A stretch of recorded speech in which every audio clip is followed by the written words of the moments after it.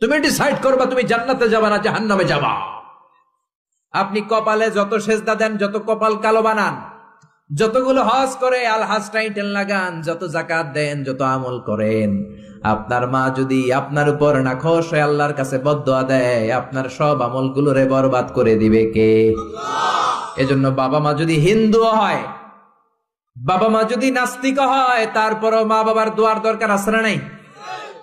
বাংলাদেশে এরকম অনেক হিন্দু ফ্যামিলি আছে, ছেলে মুফাসসিরে কোরআনের তাফসীর শুই না, মুফাসসিরের হাতে হাত রেখে কালিমা পড়ে মুসলমান। এরকম হিন্দু ছেলে আছে না নাই? কিন্তু বাবা মা মুসলমান হয় নাই। এখন বাবা মার সাথে খারাপ আচরণ করা যাবে?